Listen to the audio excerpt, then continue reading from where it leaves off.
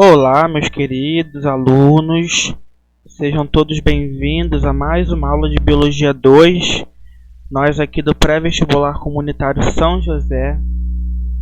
Nós hoje vamos falar sobre biotecnologia, uma ciência muito atual, muito contemporânea e que tem sido cobrada bastante no vestibular. Vamos ver o que eles têm falado sobre isso e o que a ciência tem de novo para a gente poder estudar um pouco.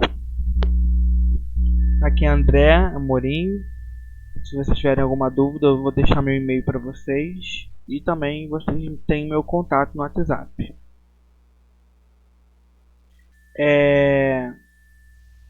Vamos definir biotecnologia, né?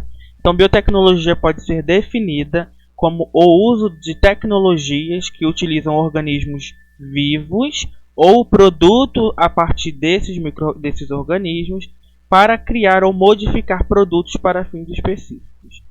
Ou seja, a gente usa um organismo vivo para criar alguma coisa na indústria. Isso vai fazer um pouco mais de sentido daqui a pouco. A biotecnologia é uma área muito nova. Ela é a fusão de conhecimentos da biologia com os conhecimentos da engenharia. Precisamos da parte tecnológica e também dos conhecimentos da química, justamente porque a gente realiza reações químicas ou aprimora reações químicas com o conhecimento de biotecnologia. Tá? Há questões interseções entre essas duas áreas, uma com a outra, mas a biotecnologia ela junta as três. E com ela, a partir dela, a gente pode realizar diferentes abordagens na indústria, desde fermentações em escala industrial, a cultura de tecidos e células em laboratório, clonagem de genes ou clonagem de organismos, análise de DNA, de mutações, transformação genética, usar os micro-organismos na agricultura, por exemplo, para transformar as plantas resistentes a pragas, para fazer o controle biológico das pragas, produção de vacinas, melhoramento genético e a produção de fármacos também, que é muito utilizada. Dentro da biotecnologia, hoje aqui nós vamos ver três técnicas muito utilizadas na biotecnologia e inclusive a UERJ, o Enem, eu acho que o Enem um pouco mais, porque vocês vão ver que eles têm que essas técnicas elas têm uma abrangência muito grande. Então a gente consegue, e vocês sabem que o Enem é interdisciplinar, o Enem consegue trabalhar com diferentes disciplinas dentro da biotecnologia. Isso é bom, né? E a primeira delas, então, é a técnica do DNA recombinante, que é o que nós veremos agora. Essa técnica, então, se baseia na introdução de um fragmento de DNA com um gene específico lá que você quer.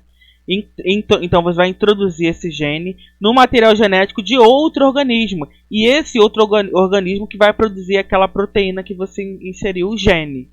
Tá? Então, por exemplo, eu tenho uma proteína que eu quero muito que expressar em bactérias. Só que as bactérias originalmente não codificam no seu DNA o gene daquela proteína.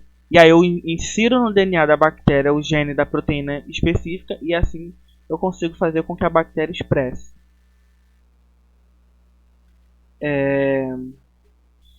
Então vamos lá. Então essa técnica ela se baseia na introdução de um fragmento. Já falei disso. Ah tá, figura aqui. Então nessa figura eu estou mostrando para vocês uma célula procarionte, uma célula de uma bactéria. A bactéria, além de ter um DNA em forma de cromossomo, que lá no caso só tem um, diferentemente de nós seres humanos que temos 46, ele só tem um cromossomo, ó. DNA todo enrolado aqui deles. E além desse DNA cromossômico, eles possuem um outro tipo de DNA em forma circular, que nós chamamos de plasmídio. O plasmídio, então, é um DNA circular presente nas células bacterianas, tá? E qual é a função do plasmídio?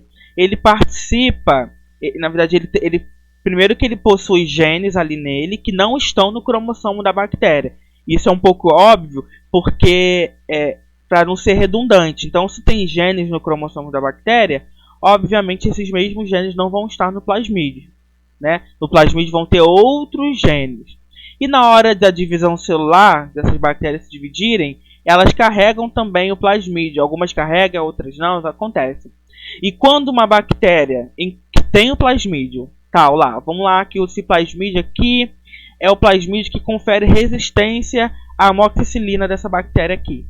Aí essa bactéria, ela encontra uma outra bactéria que não possui esse gene de resistência e que provavelmente iria morrer se você tomar amoxicilina, ela vai lá e transfere esse plasmídio para outra bactéria através do processo chamado conjugação. Então os plasmídios são transferidos para outras bactérias através de conjugação. Como está mostrando aqui, ó, tem uma bactéria que tem um cromossomo e possui plasmídio, e outra que só tem um cromossomo.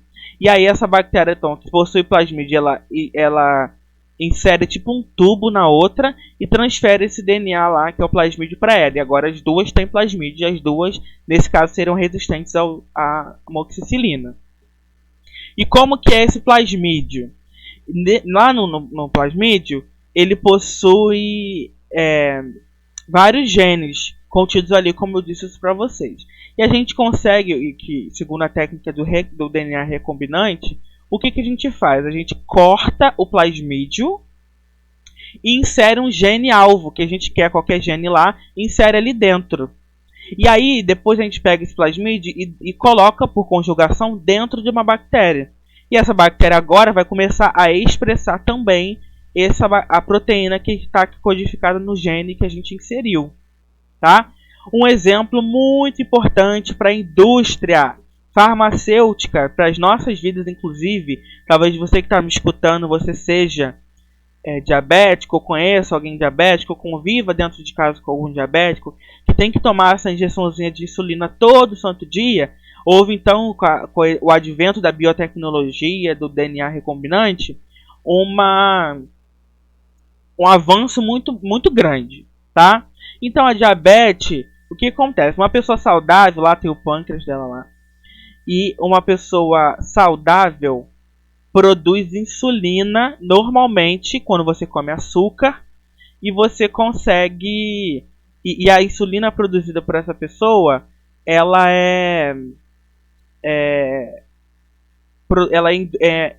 essa célula consegue capturar a glicose que você ingeriu quando você tem a presença da insulina. Agora, quando você não tem insulina presente, produzida pelo pâncreas, a célula não consegue capturar a glicose. E essa glicose fica acumulada no sangue daquela pessoa, causando a doença chamada diabetes, que é quando a pessoa não consegue produzir insulina. Tá? Então, já que esse paciente não produz insulina e tem a glicose muito alta, que isso pode causar vários problemas de saúde, ele tem que tomar insulina sintética todo santo dia. Todo santo dia ela tem que tomar essa injeçãozinha de insulina. Eu vou pular para o próximo vídeo.